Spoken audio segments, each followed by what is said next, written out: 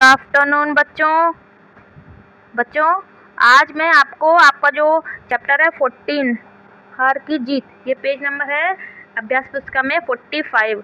इसके अभ्यास के प्रश्नों को बच्चों मैं करा रही हूँ। ठीक है, तो बच्चों ये है अर्थ लिखो। तो इसका मैंने PDF में भेजा है, इसको आप अपनी अभ्यास पुस्तिका में पूरा करेंगे। उसके बाद बच्चों ये है दूसरा है किसने कहा, कब कहा और किससे कहा। ये कुछ वाक्य दे रखे हैं, ये आपको बताने हैं कि ये वाक्य किसने कहा और किससे कहा है और कब कहा है। तो बच्चों पहला वाक्य है सुल्तान की चाह खींच लाई। सुल्तान की चाह खींच लाई, यह डाकू खड़क सिंह ने बाबा भारती से कहा। और कब कहा? जब वो बाबा के पास आया, बाबा के पास आने पर। ठीक है, दूसरा है खा उसकी चाल तुम्हारा मन मोह लेगी। ये किसने कहा? ये भी खड़क सिंह ने कहा, बाबा भारती से कहा। और कब कहा? बाबा भारती के पूछने पर। उसके बाद है मैं यह घोड़ा आपके पास नहीं रहने दूंगा। मैं यह घोड़ा आपके पास नहीं रहने दूंगा। ये बच्चों खड़क सिंह ने कहा, बाबा भारती से कहा। कब कहा?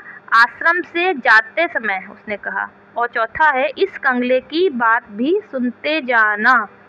इस कंगले की बात भी सुनते जाना, ये बच्चों अपाहिज व्यक्ति ने बाबा भारती से कहा।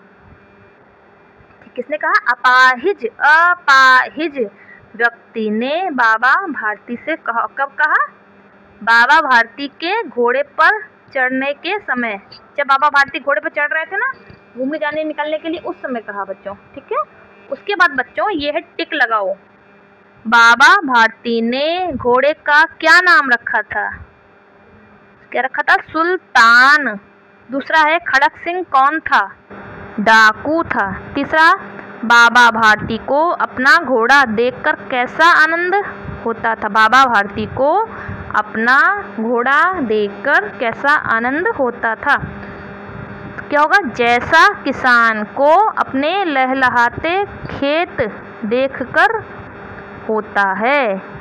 ठीक है, उसके बाद है बाबा भारती ने गांव में खड़क सिंह से क्या कहा कि उसका मुंह आश्चर्य से खुला रह गया। क्या कहा?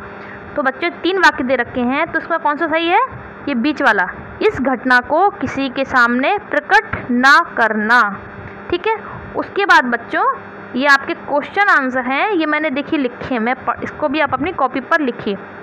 सुल्तान किसका नाम था? उसे किसका प्यार मिलता था?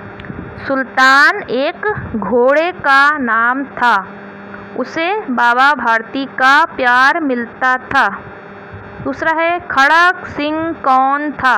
वह बाबा भारती के पास क्यों आया था? इसका आंसर होगा खड़क सिंह एक डाकू था। वह बाबा के घोड़े की तारीफ सुनकर उसे देखने के लिए आया था।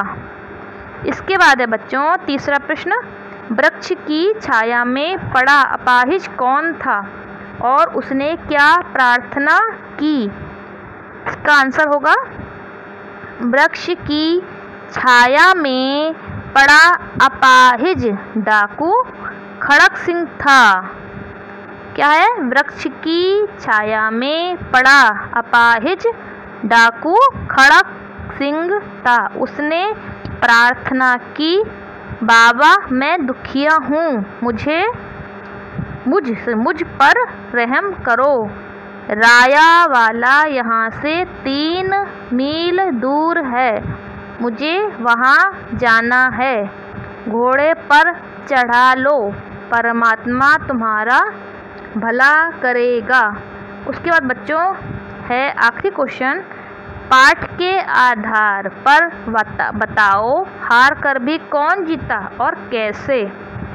ठीक है, मतलब आपको पाठ के आधार पर बताना है कि कौन जीता, हार कर भी कौन जीता और कैसे। तो पाठ के आधार पर बाबा भारती हार कर भी जीत गए, क्योंकि उन्होंने अपने सबसे प्रिय घोड़े के खोने का दुख मनाने के बजाय एक अपाहिज और निर्धन व्यक्ति के कल्याण के बारे में सोचा कि लोगों का विश्वास अपाहिजों व निर्धनों पर बना रहे। ठीक है बच्चों, ये मैंने क्वेश्चन आंसर और अभ्यास थोड़ा करवाया है, इसको आप अपनी कॉपी में और अभ्यास पुस्तिका में कंप्लीट करेंगे। और अगर कुछ शब्द समझ में नहीं आ रहा है तो मुझसे पूछिए। ठीक है।